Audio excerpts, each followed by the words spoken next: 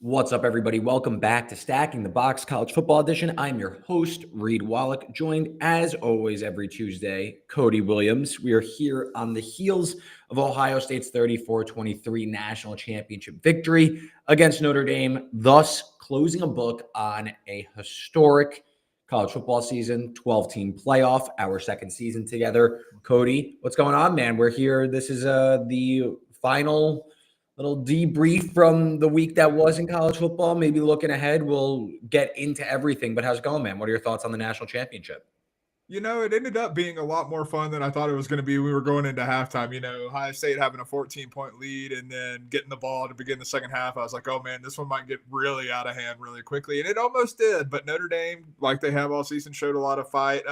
We really should have known going into this. It's the first year of a new college football playoff format to determine a national champion. And apparently Ohio State thrives in that because that's when they win their titles. That is true. That we should have. I'm surprised there wasn't like a TikTok person that was like had the script leaked that this is how it's going to go. No, I agree with you. I thought good pacing for the game as these college football big games seem to sometimes get a little lengthy, but I thought overall it was about as I expected, with maybe not Notre Dame coming out and punching Ohio State in the mouth like that, but the difference in talent really showed out to me. And I know Notre Dame made the scoreboard look a little bit rosier towards the end, and we could get into some of that second half decision making, but the game was pretty much over when Ohio State went up 20. I mean, it was pretty much over very much before that, but I officially ruled out any comeback when it was 21-7 Ohio State and they were getting the ball back at a half. That was when I was like, okay, we're pretty much done here. And I know Notre Dame had some chances to get back in the game, but I think it was I think Ohio State also treated it as we did. And I guess that's how you get caught sometimes. But I just think Notre Dame was a handful of players too short to really compete to win that game, in my opinion. No, 100%. Like I looked at, it's opening script, so you always have to take that with a grain of salt. But on Notre Dame's first drive, where they went 18 plays, drove down the field, and went up 7-0, I was actually more worried about them than I was going into the game because it looked like they threw everything that they had at Ohio State to put together an 18-play drive and get on the scoreboard. And I'm like, okay, Riley Leonard's going on the sideline and puking after the first drive of the game. Like, probably not a great sign for what's to come because I think you just threw your best punch. What other punches do you have? And what we know about this Notre Dame team is if it's not their game script, it's not necessarily going to go their way. So Notre Dame, after their 18-play, 75-yard drive to throw the first drive of the game. After that, for the rest of the first half, they had 10 plays. I'd have to double check, but the 3 drives after, they had 7 plays for 3 yards. So they had a really good opening script. Then it was very evident when they weren't in advantageous down and distance. I mean, I thought it was kind of crazy. They ran Riley Leonard 9 times. I know some of them weren't designed, but some heavy Riley Leonard runs, and he was clearly out of gas. I think it very quickly, it was, all right, Notre Dame isn't getting pretty much any stops. Their only stop, they had 2 stops the entire game. One was the fumble where Ohio State was basically knocking on the door to score. They fumble it. And then it was the punt in the middle of the fourth quarter that set up Notre Dame making it a 1-score game. So those are their only 2 stops. They really couldn't stop Ohio State all game. And honestly, through the first half and even into the second half, Ohio State didn't really break a sweat, it felt like. It felt like they were just on cruise control the entire game. No, 100%. And like I think the most like indicative thing of how just behind the sticks proverbially, not just in terms of like actually being behind the sticks on third down and distance, was their lack of success defensively on third down in the first half. This was a team that ranked 5th nationally in third down defensive success rate. I believe 29% success rate for opposing offenses on third down throughout the season. And Ohio State went 6 for 6 in the first half. Like they just did not have the answers. They did not have the athletes. I think they got pushed around in the trenches, which is not a place that Notre Dame is really used to being in. And if Notre Dame's getting pushed around in the trenches, they do not have the difference makers on the outside to really make up for that. Will Howard, I think I think it was 14 for 14 he started before his first incompletion. I mean, it just felt like everything was coming easy to the Buckeyes. And Tempe Kids, who's been with us all season, and he's been banging the Ohio State drum all season. Super chat, really appreciate that. $10 says, figured I'd give back after a great night of betting and Howard offensive MVP cash. Yeah, I think, Cody, we're far from perfect, but I think we, and Josh also was with us last week, we really kind of hit the nail on the head on this one. And I mentioned the SMU Penn State game as like a comp where we can talk about how does Notre Dame upset Ohio State. And it was a lot of, they got to hit explosives. They got to force turnovers. They didn't really do that. And when they started doing that, the game was pretty much in garbage time. It was 31-7. That's when some of the things started to go their way. But again, it just felt like Ohio State was never really in danger. Like even after that first drive for Notre Dame, I was kind of like, all right, let's see if they can do it again. Then maybe I'll start being a little concerned. And I know there was some spread drama at the end, but I don't think the scoreboard does justice to the kind of game that was. Ohio State was in complete control from opening kick to finish. No, 100%. And congrats to Tempe Kids. I know he's a Buckeyes fan, so, happy to see him get one, considering he's been a loyal listener, probably our most loyal listener. So it's nice to see him get one as he's been along with us for the ride this season. But yeah, you're 100% right. And I think that, after that first drive, the first thing that popped to mind, and of course he did quote tweet it, but our good buddy Parker Fleming, Stats of War on X, Twitter, tweeted out his meme of, that's great. Now let's see the unscripted drives. And that's absolutely what it felt like. And Ohio State just had all the answers. Cause you talk about Notre Dame and down and distance on when it was in third down and they needed to convert. They did not have the playmakers on the outside to get there. Like Jaden Greathouse put up numbers in the second half when Ohio State was playing more of a shell coverage. Like you said, kind of just packing it in and trying not to let it get away or anything like that. Just protecting the lead. When the game was still in question in the first half, Ohio State had those Notre Dame receivers locked down. And and on the flip side of that, whether it was man coverage, zone coverage, Al Golden was trying to mix up looks. It felt like there was an Ohio State wide receiver running wide open, even when Ohio State was in a third down and distance situation. Like the level of athlete difference that we saw in this was just evident in at every single level on both sides of the ball, in my opinion. Yeah, we've been saying it looks like they're the best team, and they really kind of proved that again. And it wasn't more, and I think that there were opportunities for them to really kind of open it up and really try and chuck it around. And I feel like Ohio State was kind of cool. Like, hey, we'll take it underneath. We'll march down the field. We won't really go, because they've got to mix in some tempo as the year has gone on, especially in the playoff. I didn't look at the seconds per play, but off like my eye test, Ohio State wasn't necessarily going at a super fast tempo. They were cool, kind of bleeding the clock. Hey, let's line up. Let's make sure we're all set. Let's run this, whatever. And it felt like Ohio State was cool. Like, okay, if Notre Dame wants to run the game, we know we're going to score on the 6 or 7 drives we're getting. So let's continue on with that, and we'll go at a pretty methodical tempo as well. No, agreed. And honestly, I think that's a great call by Chip Kelly, because I think like you said, I think Ohio State probably could have reeled together more explosives, could have dialed up some more, frankly, dialed up whatever they wanted in that game. But that also, for when you're facing a team like Notre Dame that I think thrives on game control, clock control, and being methodical with what they do, if you can beat them at their own game, that takes Notre Dame out of the rhythm. Like if Ohio State's scoring quickly and then Notre Dame's going out there and able to reel off not necessarily 18-play drives, but longer sustained drives, that's going to tire out the Ohio State defense. That's going to put the offense out of rhythm because you're getting off the field so quickly every time. I think that it was a smart game plan by Chip Kelly and Ryan Day to recognize that and not play into a game script that would frankly favor Notre Dame more so than the one that played out. Yeah.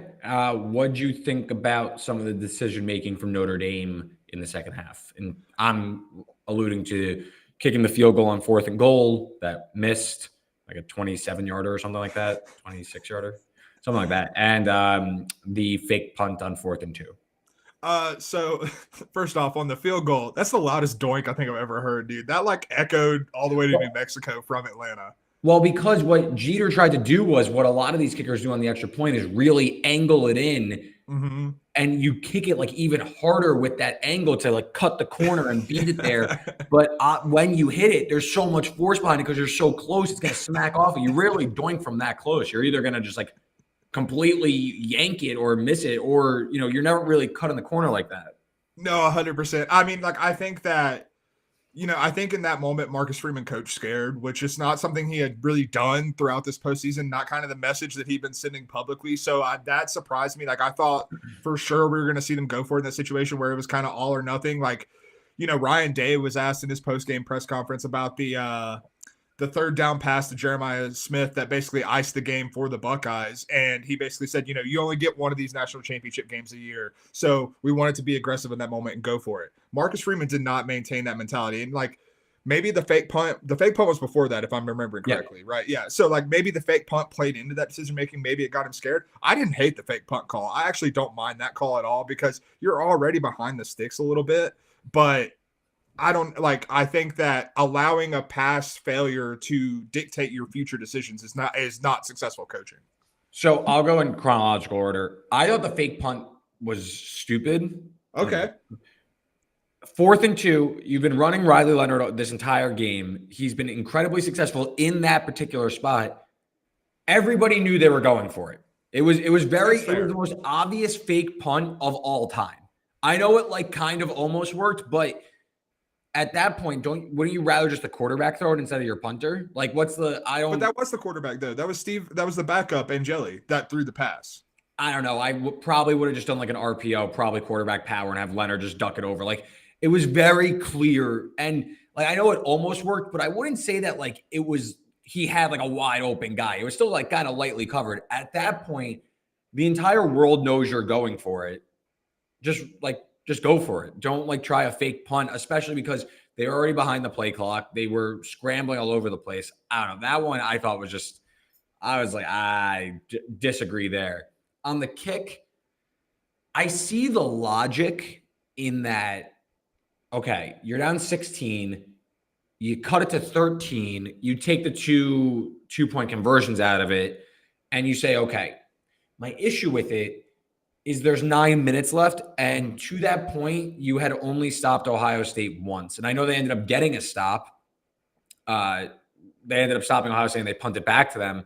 But I don't trust them because it's also I always think like when people discuss these like 4th down decisions and like what happens after it's kind of like it doesn't necessarily make logical sense because had Notre Dame cut it to 13, then I think you see Ohio State be a little bit more aggressive than kind of just running the ball, trying to kind of squeeze the clock out. Like, hey, we're trying to really limit the mistakes and get out of here. We're kind of in like prevent offense here. If it's 13, you might see the play calling change. So I think you kind of can't say like, well, they got to stop the next drive. Like, I don't necessarily agree with that because you're changing something that like you're not changing what also happened before then. So that's kind of that's like my own something I at least think about. But yeah, they obviously should have went for it and like good. Like you kicked it and you doinked it. Like that's on you. You probably should have just went for it anyway.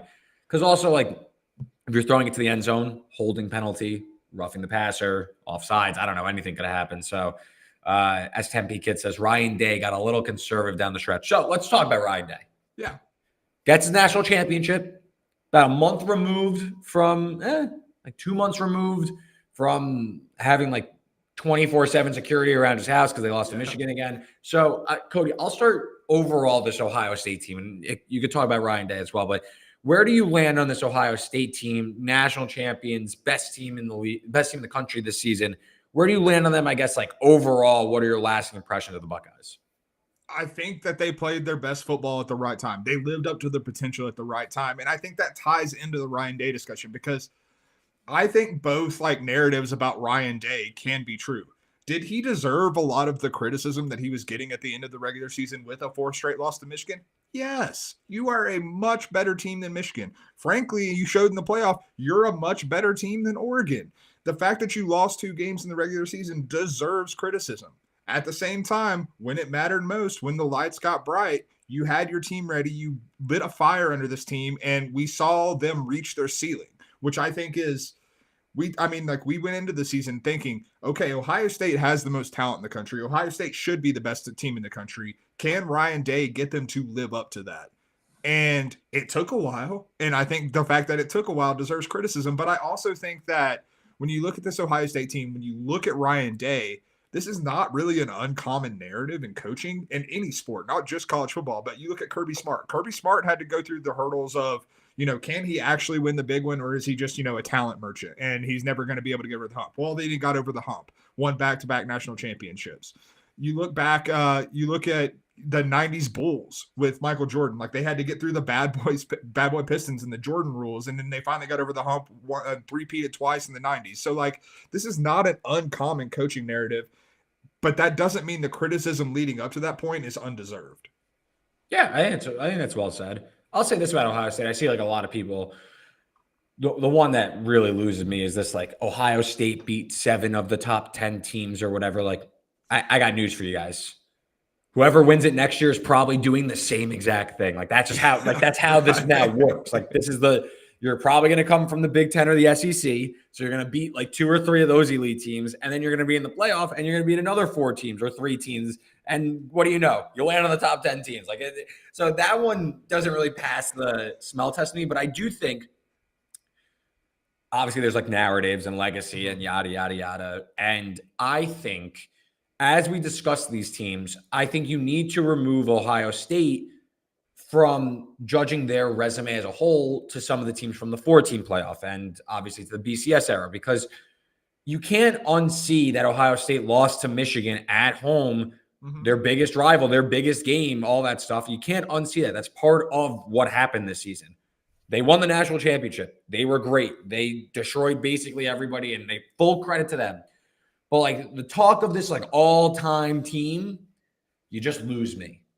And maybe it's because you have to like rewire your thinking into this new playoff setting where, honestly, I'd be pretty shocked. Now, this might come off as stupid, but I don't know how many times you're going to see an undefeated team just roll through in the new era where you're going to see a lot more parity. You're going to see a lot more teams with deeper pockets that are going to pay for pretty talented teams.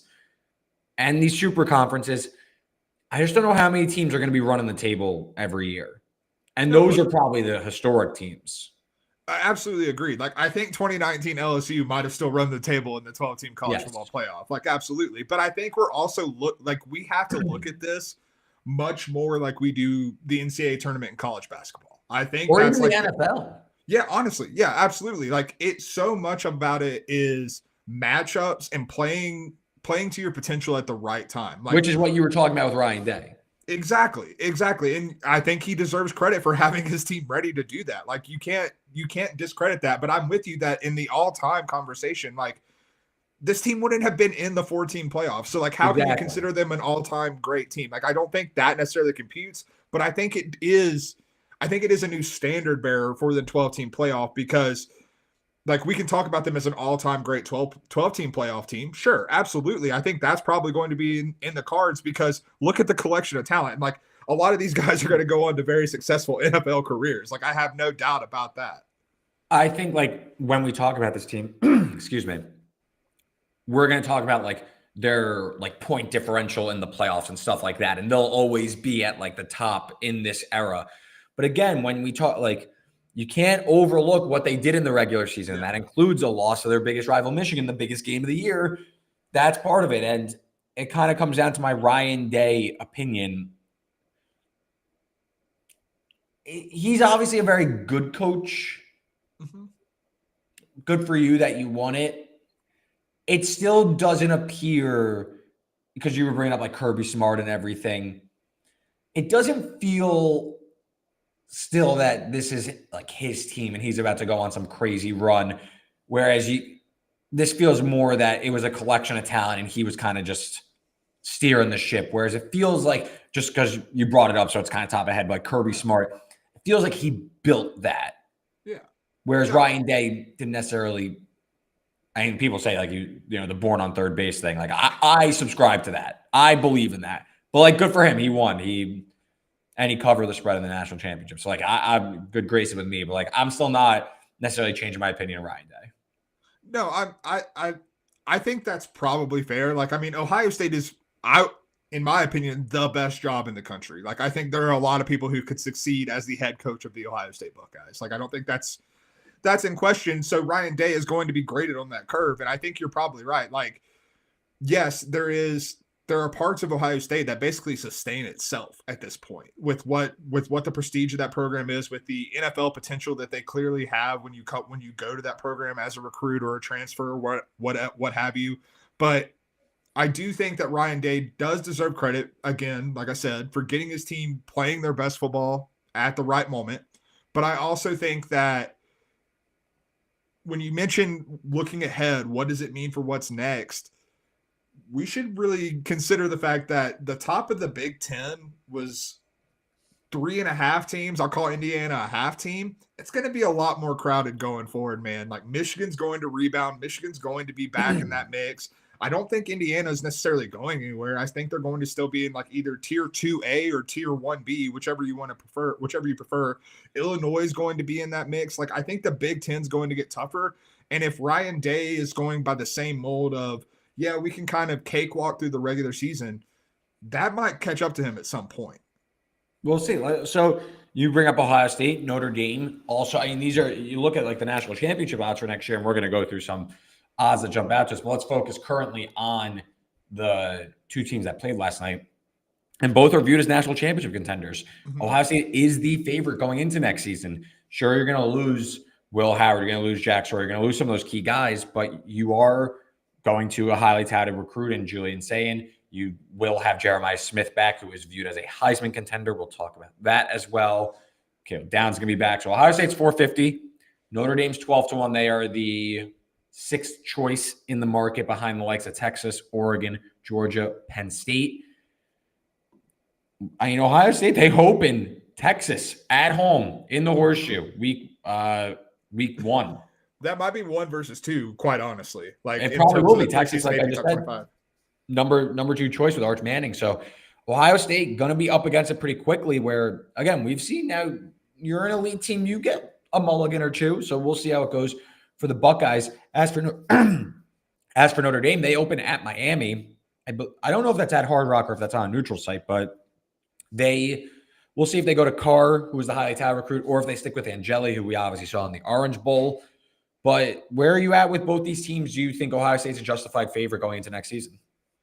I think they're justified as one of the favorites. I'm not sure I would personally have them as a favorite, because when you have an unknown commodity, which Julian Sayin absolutely is at this point, like, we barely seen him on the field. I know he's highly talented and highly touted, but need to see it on the field. And I think that question mark, the fact that, you talk about what you're losing on the defensive line. Yes, Ohio State has been a defensive line factory, but you're losing a lot. You're not just losing Sawyer, JTT. You're losing Tyleek Williams. You're losing Denzel Burke in the secondary. You're losing, maybe not losing Igbinosun. I'm not 100% sure there, but you're losing your backfield. You're going to inexperienced players. I know Ohio State has the talent level, but there's a lot of lack of experience going on there. So, like, the talent says Ohio State should be one of the favorites, but calling them the absolute favorite, I'm not sure I'm quite there. I think Notre Dame is about in the right spot where I would have them, because you look at this Notre Dame team, they still are probably going to have a lot of the same issues. Like, I worry about the athletes on the outside, but at the same time, I think this might be one of the best offensive lines in the country going into 2025. Like, you're basically returning everybody. You're going to be healthy going into next year. You're going to have Jagisa back in there. And then the defensive line, you're losing Riley Mills, but I think you have a lot of guys that stepped up in Riley Mills' absence to play well outside of the Ohio State game. So, like, it's going to be the same Notre Dame team. And we saw that's one of the 4 or 5 best teams in the country when they went through the playoff. Yeah, going through Notre Dame's schedule at Miami. That is in Miami at Hard Rock Stadium. Okay. Then they get an early bye week before they host Texas A&M. Just going through some of their other games at Arkansas, they host USC, play at Pitt, host NC State, and host Syracuse. I think Notre Dame needs to stay towards the top because, again, with the independent schedule, they have some marquee games and they're going to have a lot of notoriety, especially a year removed from being in the national championship game. But I wouldn't say the week-to-week grind is as evident with Notre Dame relative to some of the other teams in the Big Ten and SEC. So Look, I think Marcus Freeman really made an impression. They're likely going to lose Al Golden to the Cincinnati Bengals, so we'll see how they turn it over there. But I think that job will be desirable. I think that first of all, it's Notre Dame, but I also think after this run, Marcus Freeman has really started to put himself in that elite coaching tier. So overall, great run for Notre Dame, and I think they'll be back. Ohio State, I agree with you. I think they have to be the betting favorite going into the year, but as we get into this era of 12-team playoffs, I think it needs to be pretty flat across the board because there's so many twists and turns, and the team turnover is pretty apparent. So, I mean, we're talking on January 21st. Sure, Ohio State's a slight favorite, but I think you have to kind of group a lot of these teams together. No, agreed. And on the Notre Dame Al Golden side, like in their new, whoever they hire as their new defensive coordinator, it's also a bonus that Marcus Freeman is a former defensive coordinator at Notre Dame and a defensive-minded head coach. Like, not only does that make the job even more desirable, but it also takes pressure off on whoever the DC hire is because you have your head coach who works on that side of the ball and can, help ease that transition. Yeah, totally. So let's dive in before we get out of here. Let's dive into some of the opening odds. I know we have a few that kind of jump out to us we want to talk about. I mentioned the top of the national championship board, past Notre Dame, Alabama 16-1, Tennessee 18-1, Clemson 18-1, LSU 20-1, Ole Miss 23, A&M 30, Michigan 35, South Carolina 40, Miami's also 40, and Florida's 50-1. So that's every team 50-1 or shorter. There's obviously a bunch of other teams. You can go check them out at some of the major sports books. So Cody, what's one team? You don't have to, I mean, you can talk about a team at the top if you want, but what's one team that jumps out to you going into next season? Just looking at odds, maybe a team that you think have a good offseason, maybe get some hype, maybe get ahead of something, maybe get ahead of an odds drop, and you're kind of bullish on going into next year. Yeah, I'm going to start with one of the favorites. I had two teams that kind of jumped out to me, and I'm going to start with one near the top of the board, and that's Penn State at plus 850. Obviously, they were a college football playoff semifinalist this year, and you're bringing back Drew Aller. And I think that's super important, not just because we saw Drew Aller make strides, but I think it's Drew Aller in the second year working with Andy Kotelnicki. Like, I think he's going to have a better feel for that offense. I think it's going to be advantageous there. You have to hope that there will be some movement in the spring transfer portal window to upgrade wide receiver more than they have. But you talk about the loss of Tyler Warren. They've recruited 2 top 50 tight ends in the past 2 years. So, like, tight ends, they have replacements in the wings for Tyler Warren. So I think the offense is going to be better. And Penn State as an athlete factory on defense, I don't like, even if you're losing an Abdul Carter, I still think they're going to be fine on that side of the ball. Dennis Sutton's returning. So, like, I think Penn State is someone who should probably be, frankly, a little closer to the Ohio States and Texas of the world when you consider what's coming back and the corner they seem to turn towards the end of this year. My concern, as it always will be, is what they do at wide receiver. So we'll see what they do in the spring portal. But, like, to me, I don't know if I'm there with, like, this current roster. I know that they could turn guys over, but there's decent amount of questions for a team that, like, I know they got to the semifinal, but again, like, I didn't really believe that they were going to win the national championship. I never really bought into that. Yeah. Like, they were probably, I rated them higher than Notre Dame. I'd have to pull up my notes again, but, like, they were like a top, like, 16. Yeah. Yeah. Like, I don't know what kind of jump is there, though. That's my concern. It's like, where's the jump coming from? And it would be Aller really taking a step, but, like, to me, with, like, the wide receiver room and you lose a first round tight end, Tyler Warren, I don't know if I could get there at the current number. For me, though. Can I make one rebuttal real quick? Yeah. So I like this number now because I think if they are active in that spring transfer portal window, like if they do tamper or however they get, a actual force multiplier at wide receiver to really improve this move, or a couple force multipliers at wide receiver to amplify that room, that number's going down at plus 850. That number's going to end up in the 7-1 range, I do believe. So I do think there's value in it if you think that that's something that James Franklin and the Nittany Lions are going to prioritize. Okay. For me, I don't know if either number is going to drop per se, but I think, ironically, the two teams that stick out to me in the middle of the pack, they play each other in week 1. It's Clemson and LSU. Yeah. Clemson I did this 2 years ago and they burned me, but I think I'm going back to the well with them. We saw this offense really take some strides as the year went on. Granted, it was against ACC competition, but they looked decent for the most part against Texas, and they're bringing back pretty much that entire wide receiver room. I know they're going to lose Phil Maffa, but I think if they can maybe get more of a change of pace back, I think that might actually be better for them. Cade Klubnik really seemed to get a grasp of Garrett Riley's offense as the year went on. Like I mentioned, I mean, at wide receiver, you got Wesco, Moore, Brown was banged up all year long. So I really like this wide receiver room. Defense, going to Tom Allen. I don't know if could be an upgrade. I don't really think it'll be a downgrade based on where this Clemson defense was. Struggle against the run, but pretty young defense where you look at some of their key guys where they played last year. A lot of freshmen they were relying on, a lot of sophomores. So this is a much better team. I think clearly the best team in the ACC. So in terms of making the postseason, I think they should be able to kind of skirt right in there.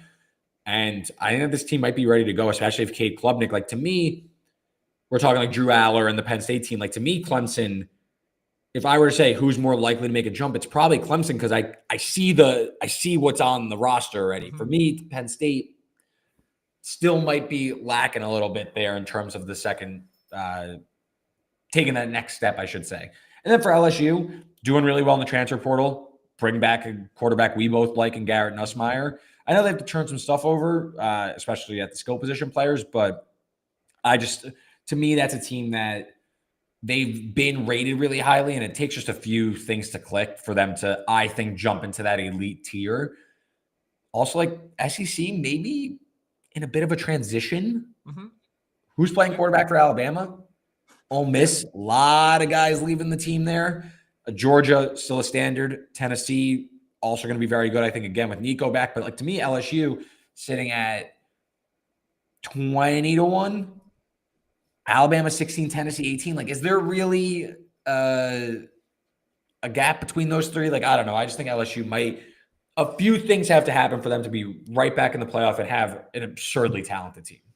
No, so I'll start with Clemson. I'm halfway there with you because I see what's there. I just can't get the Cade Klubnik stink that you put on my radar 2 years ago out of my head. You know what I mean? Like, I just think that, yes, I know he's improved. Yes, the wide receiver room is much better than it was. I still don't know if he has another gear to get to the next level to make Clemson a national championship contender.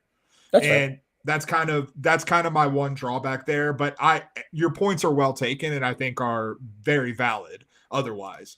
With LSU, full disclosure, I almost put them down. Then I saw you had them. I didn't want to double up. I'm with you on everything because that's being a good host though. Absolutely.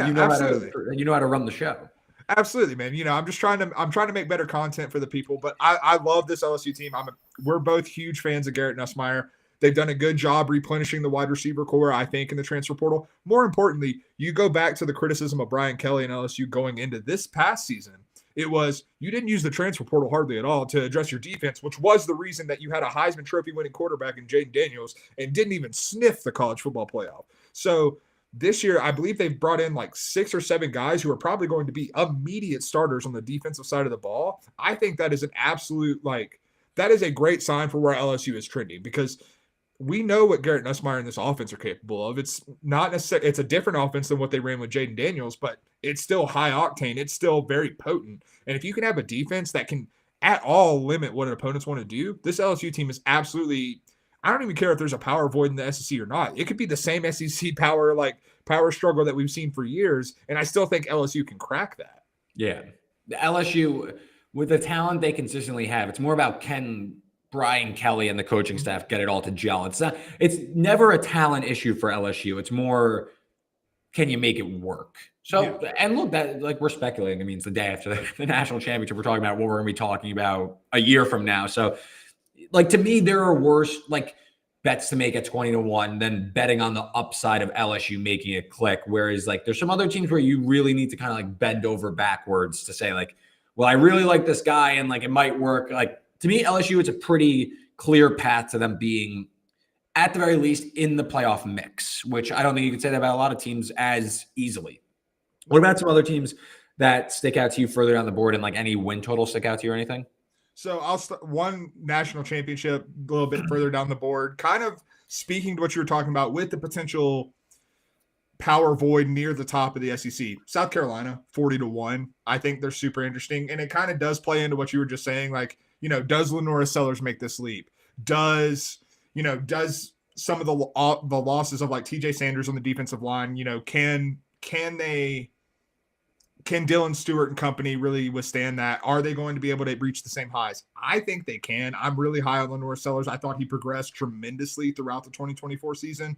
If he takes another leap, particularly as a passer, I think the South Carolina team has the athletes on the outside to be super dangerous as a passing offense. When you combine Sellers' legs with that, I think that South Carolina is a team to watch. And at 40-1, I do think there's value there. Just trying to get in producer Joanne's good graces. That's all that was. That was just all like sucking up. That was nothing. That was he just wanted some brownie points going into the offseason. Heisman, or let's do some more win totals first. There are a few out there win totals wise. Again, I'm just gonna pull from FanDuel. Oh, they posted a few more. Again, it's very early. We still have some transfer stuff, but any like really jump out to you think that are worth? Got some extra money in the account from tailing some of our bets in the Natty. Anything stick out to you? So I'll start with a plus money one, and that's Colorado under 6.5 wins at plus 102. Man, I don't see it, man.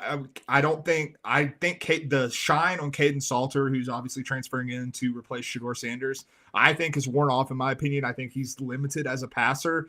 And then I also think the fit is strange because you look at the offense that Pat Shurmur ran with Shedeur Sanders. Does that look at all what Caden Salter had success with under Jamie Chadwell at Liberty? No, they could not be two more different offenses. So like, if Colorado takes a substantial step back offensively, what is this team? Are they a mediocre defense and a mediocre offense? In the Big 12, which I expect to be a decent league. I mean, it's the Big 12. They're going to beat each other up. That's what this league does. I can see them being a 6-6 bowl team. So at plus money, I'm willing to take that bet as under 6.5 because I don't have a whole lot of faith in the Buffs. Yeah, I don't mind that one at all. Any other ones jump out to you?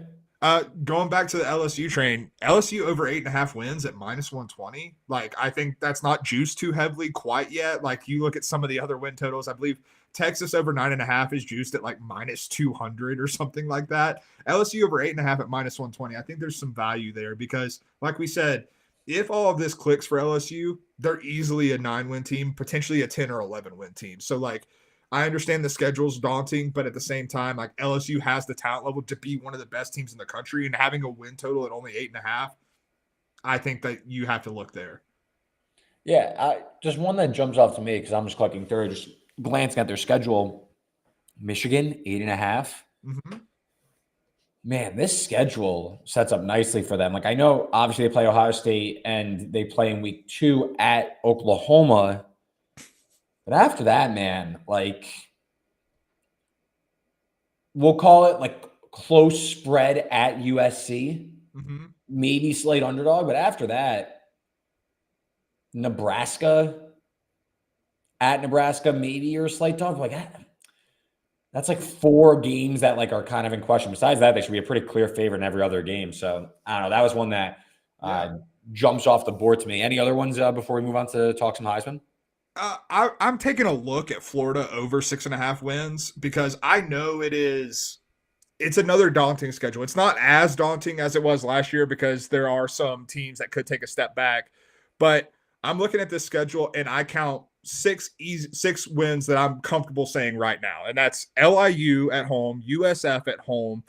I think that I'm not buying into Miami. I think at Miami is a win for Florida. I'm counting that as a win. We got Mississippi State at home. We've got on the road at Kentucky, and then we've got Florida State at home. That's 6 wins we're looking at right there. So you're telling me they need to pick off Tennessee at home, at Ole Miss, the cocktail party against Georgia, at Texas A&M, or at home at Texas, or at LSU. If they can get one of those wins, we're hitting the 6.5 number at minus 138. Like, I think Florida, with what they showed at the end of the season, not just with DJ Lagway, who I do expect to take a step forward, not just with the guys that they're bringing in that I think are going to amplify DJ Lagway even further, but they were kicking serious tail in the trenches at the end of the season. And I think that if we see that continue forward with some of the losses and some of the turnover that we're going to see with some of these SEC teams, I think they can absolutely get to not just 7 wins, but I think they can get to 8, 9, 10 wins potentially. Yeah, and to your point about Miami, I mean, if we don't know about Carson Beck's elbow or anything, but 8.5 minus 102, pretty cheap. Miami's schedule is not really a cakewalk either. You play Notre Dame week 1, you mentioned the Florida game. At FSU, we'll see if they're any sort of competitive this year. Got Louisville on the schedule. You have at Pitt, at SMU, at Virginia Tech. That's also, or no, these dates haven't been announced yet, but those are 3 tricky road games in that. So Miami better be careful because this feels like one where the floor could cave in pretty quickly. You know? Yeah. I mean, it feels like there could be a really, really high expectation. And like if Beck isn't Beck or what Beck should be, then we got some serious issues. Yeah. I mean, and there's also the fact that, what does Carson Beck look like in Miami's offense? Because it's a lot different than a Mike Bobo offense. I can guarantee you that. So what does that actually look like, even if he is healthy? Like, I don't know. I'm not there with Miami, especially with Mario Cristobal being a perpetual underperformer, and the fact that I'm not entirely sure the defense is entirely fixed either, which was a big issue for the Hurricanes this past year. Yeah, and some Heisman talk before we get out of here. A lot of guys bunched together, so I'll go pretty quickly on it. But Garrett Nussmeier's 9-1, Arch Manning 950, Cade Klubnik is 11-1, Drew Aller is 11-1. So a few guys we've already mentioned that were pretty high on there, tied to the top of the Heisman odds.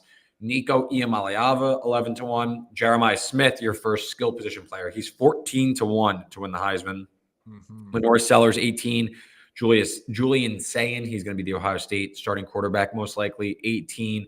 Carson Beck at Miami, 20-1. Dante Moore taking over at Oregon is 20-1. John Mateer from Washington State, he's now at Oklahoma with his offensive coordinator. He's 25. DJ Lagway is also 25. And I'm going to make a judgment call and call it there.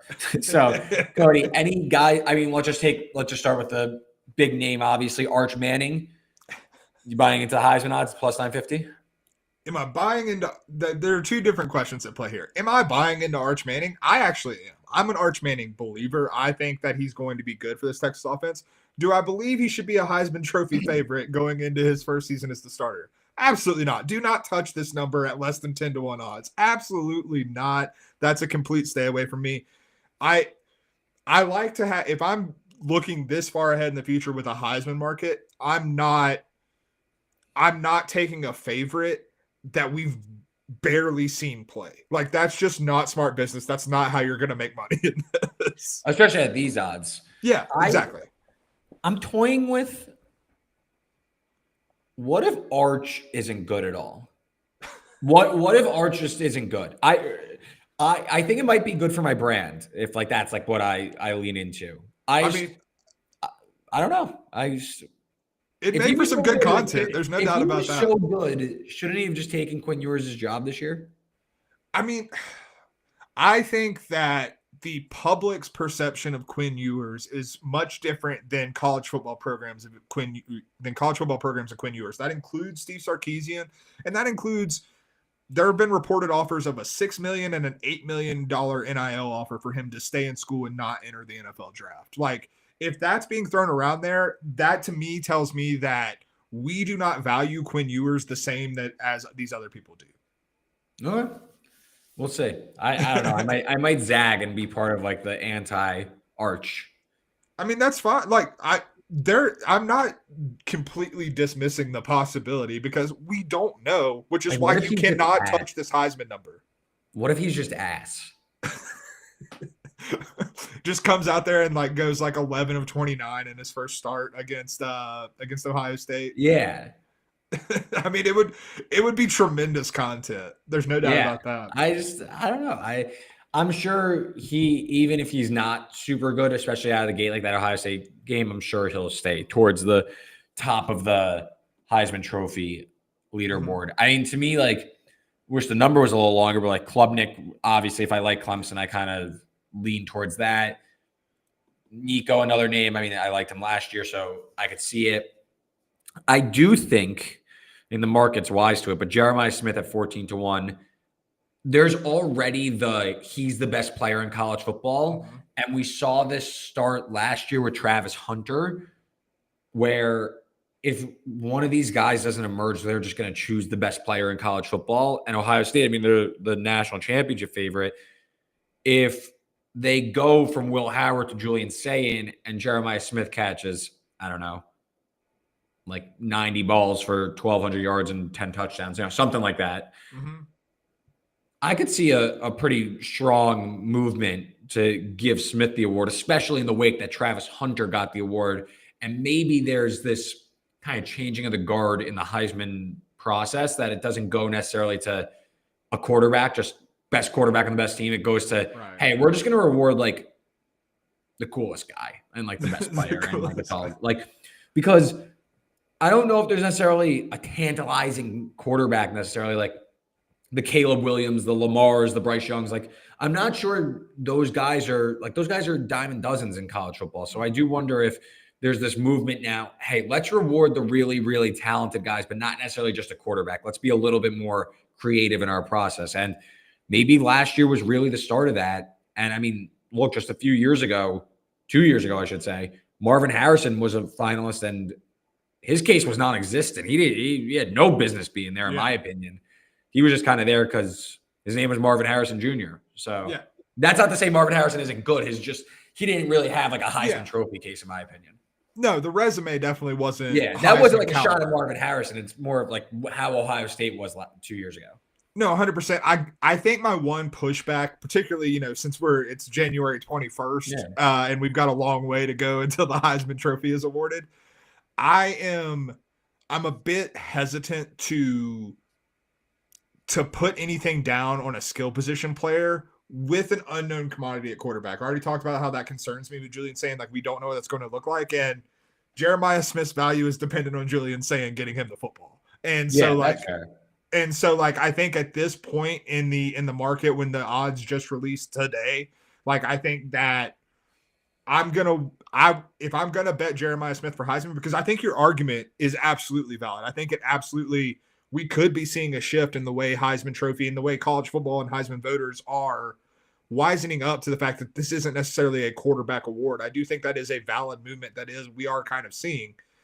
But at the same time, I'm going to wait until after the Texas game to see what Julian Sayin looks like before I bet on that market.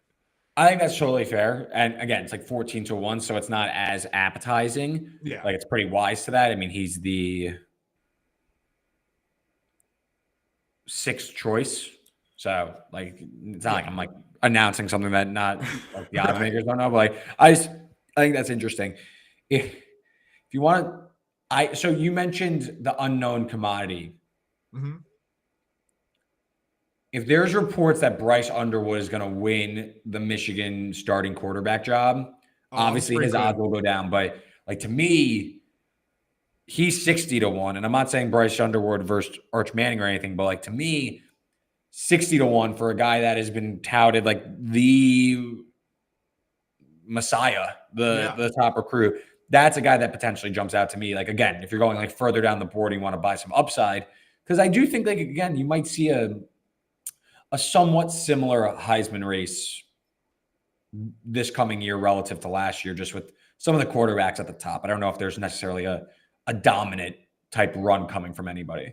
No, Bryce Underwood's a good shout. And if there are reports throughout the spring or going into the fall that he is going to be the starter, I'll definitely sprinkle on that, because I've heard some people who I trust from like 24/7 Sports or On3 refer to him as the closest thing that we've seen to Cam Newton. And I don't know if you remember Cam Newton at Auburn, but it's pretty damn good. And I think in this Michigan offense that is going to be improved, but maybe doesn't necessarily have a ton of elite playmakers around him, that Cam Newton-ness could absolutely come to shine and really elevate that Michigan team back into the playoff level. And if that happens and it is a Bryce Underwood thing, like, the narrative is there for him to really shoot up the odds boards and find some early value if there are reports indicating that. Yeah, definitely. Cody, any closing thoughts before we get out of here and get ready for the offseason? I do truly love the South Carolina Gamecocks going into 2025. I do not want my integrity questioned, but we also do love producer Joanne. Want to thank her for putting up with us throughout this entire season. She makes our job pretty easy. Yeah, producer Joanne, she is the engine behind the show. Me and Cody merely just talk on the microphone. Cody, it has been an absolute pleasure all season chopping up with you every week. Really do Likewise. appreciate it. No, I mean, one of the best parts of the week is coming on and shooting it with you, going through the slates, the games, the hilarity, the chaos, all of it. It was a great season. Really enjoyed it. And obviously, thank you all to those that listened in the live show, on the podcast.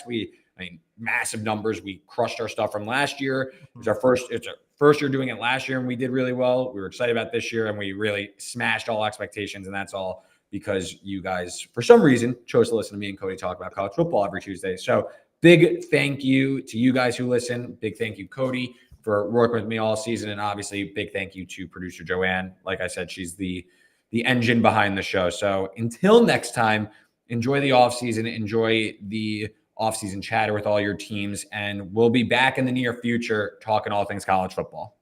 Thanks, everyone. We'll see you.